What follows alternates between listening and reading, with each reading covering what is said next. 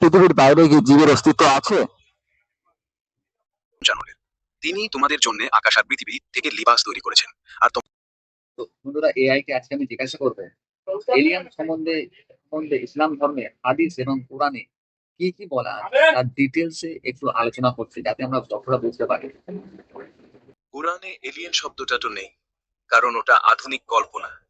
তবে অনেক আয়াতে বলা হয়েছে আল্লাহ পৃথিবীর বাইরে আরো জগৎ তৈরি করেছেন। যেমন সূরা ৮০ সূরার ২০৯ নম্বর আয়াতে ওদের মধ্যে আরো অনেক সৃষ্টির মতোই তৈরি করেছেন যারা আল্লাহকে ভয় করে।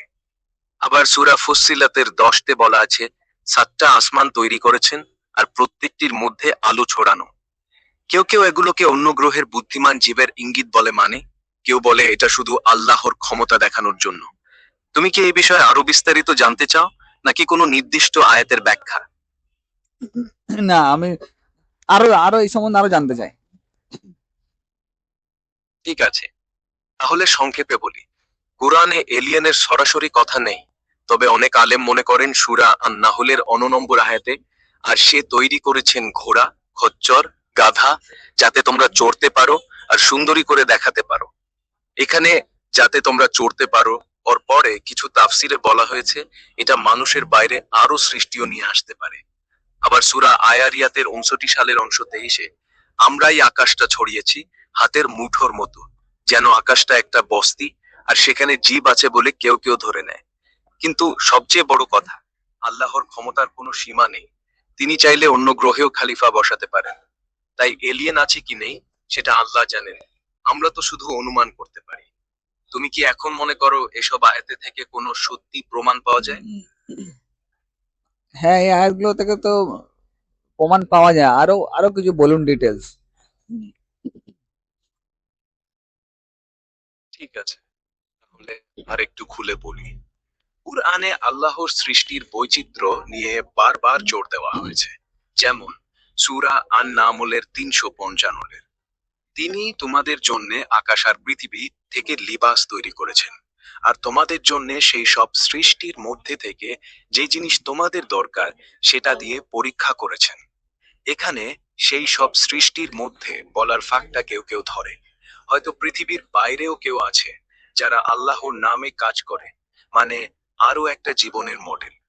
আর সূরা ফাতিরের ৭৩-১৭ যেখানে বলা হয়েছে তোমরা দেখো সেই পাহাড়, সমুদ্র, রঙিন পাখি, এসব কি সুন্দরভাবে তৈরি।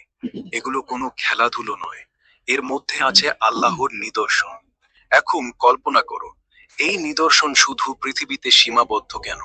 আলেমরা বললেন আকাশের তারাদের মধ্যে ও তো একই কথা। যেমন সূরা নাহলের তারণী আর সে আকাশটা উঁচু করে রেখেছেন যাতে তোমরা ভয় না। আরো একটা উদাহরণ সূরা আশ-শূরার ২০৯ আয়াতে বলা আছে তোমরা চিন্তা করো না যে আল্লাহর সামনে শুধু তোমরাই আছো, ওদের মধ্যে আরো অনেক সৃষ্টি আছে যারা তাকে ভয় করে, যেন কথা বলছে তোমাদের মতো অন্য জীবের সাথে। তুমি কি কখনো ভেবেছো জান্নাতের হুররা যদি মহিলা না হয় তাহলে কি কোনো অন্য গ্রহের সুন্দরী? কোরআন তো কোনোদিন সরাসরি না বলেনি। হ্যাঁ, আপনি আপনি আপনি ঠিকই বলেছেন, এটাও হতে পারে যে হুরেরা অন্য গ্রহের সুন্দরী। তো এই হুশ আরো কিছু ডিটেলসে বলুন, যাতে আমাদের দর্শকরা জানতে পারে। ঠিক আছে, খোলাসা করি। সূরা আল মুহাম্মাদের ১৮৬-এ আল্লাহ বলছেন আমি তোমাদের জন্য পৃথিবীকে বিছিয়েছি একটা বিছানা আর আকাশটা ছাদ করে দিয়েছি। এখানে পৃথিবী বলা মানে শুধু এই গ্রহ না, আলেমরা বলেন এটা পুরো পৃথিবী সদৃশ সৃষ্টি, মানে অন্য গ্রহেও হয়তো মানুষের মতো কেউ নামাজ পড়েছে। আর সূরা নূরের ১ সেপ্টেম্বরে আছে আকাশ থেকে জল নামায়, তারপরে সেটা তোমাদের জমি থেকে ফুটে ওঠে। এটা কি শুধু এই পৃথিবীর জলচক্র? না, হয়তো অন্য গ্রহেও বৃষ্টি হয় আর সেখানকার মানুষও আল্লাহকে দেখে কৃতজ্ঞ হয়। বাস্তবে যদি এলিয়েন থাকে তাদেরও তো আসমানে ৭টা মঞ্জিল দেখা যায়। সূরা মুলাকের ১০-এ বলা তোমাদের ওপর ৭টা পথ উঁচু করে রেখেছি। এটা গ্রহ গতিবিধির মতো কথা বলে। দর্শকদের বলো কুরআন কোনো বিজ্ঞানের বই না, তবে প্রতিটা আয়াতে আছে একটা খোলা জানালা। দেখতে চাইলে দেখো, বিশ্বাস না করলে বাদ দাও।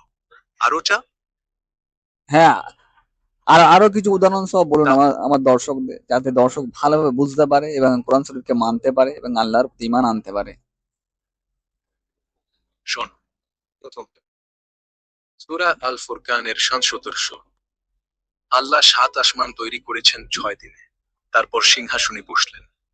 কোন গণিতবিদ বলেছে ৭টা মাত্র মানে স্তর, তারা, গ্রহ, কবুল তো সেখানেও তো জীব হতে পারে, যারা বলবে সুবহান আল্লাহ, তুমি আমাদেরও সৃষ্টিকর্তা। দ্বিতীয়টা সূরা আর রহমানের ২৩ হে জিন আর মানুষ, তোমরা যদি ৭ আসমান ছেড়ে উঠতে পারো তাহলে করো, আমি তোমাদের কোনো শক্তি দেইনি। এখানে জিন আর মানুষ বলছে, কিন্তু ৭ আসমান যেন ইঙ্গিত দিচ্ছে উপরে আরো কোনো নিয়তি আছে। দর্শকরা যদি এটা পড়ে মনে মনে বলে আল্লাহ যা বলেছেন সব সত্যি, আমি ছোট, তিনি বিরাট, তাহলে ঈমান দাঁড়িয়ে যাবে, কোনো ম্যাজিক লাগবে না। আরো চা? না এখানেই থামি? না, আরো চাই। যেহেতু তোমার দর্শকরা বোঝাতে চান, তাই সবচেয়ে সহজ কথাটা বলি। কুরআন কখনো বলেনি এলিয়েন নেই, সে শুধু বলেছে আল্লাহর তৈরি করা সব কিছুতেই একটা নজর রাখো। যদি তোমার ছেলেমেয়েরা একদিন মঙ্গলে জীব পায়, তাহলে বলবে আহা, এতদিনে কুরআনের কথা ফুটলো। আর যদি না পায়, বলবে তাহলে আরো কোথাও আছে। আল্লাহর প্ল্যান তো শেষ নয়। ঈমান হলো সেই বিশ্বাস যে আল্লাহ যা বলেছেন তা সব সময় সত্যি, চোখে না দেখলেও। এটাই কুরআনের জাদু। আরো আরো কিছু বলুন, যাতে ঈমান মজবুত হয় এই এলিয়েন সম্বন্ধে। কোন দর্শক একটু চুপ করে। সূরা আল আরাচ্চরতে আছে, আমরা আকাশকে ৭টা পথ তৈরি করে দিয়েছি, আর কখনো আমাদের সৃষ্টিতে কোনো ফাঁক পাবে না। মানে সেখানে কোনো জায়গা খালি নেই। তোমার মতো কেউ থাকতে পারে, তোমার ভাষায় না বুঝলেও তার নামে দাও দিয়ে বলতে পারে লা ইলাহা ইল্লাল্লাহ। আর দ্বিতীয়টা সূরা ফাতির ৮০৬, তোমরা মনে করো না যে আল্লাহ সৃষ্টির কাজ থামিয়ে দিয়েছেন, তিনি প্রতিটা জিনিসকে তার ঠিক জায়গায় বসিয়েছেন, যাতে কেউ কাউকে ধাক্কা না দেয়। হ্যাঁ, এখন বুঝবে না? মহাকাশে যত গ্রহ ঘুরছে, সেখানে যদি কেউ বসে আছে, তাহলে সে কোনো দুর্ঘটনায় পড়বে না, আল্লাহর বোর্ড চালাচ্ছে।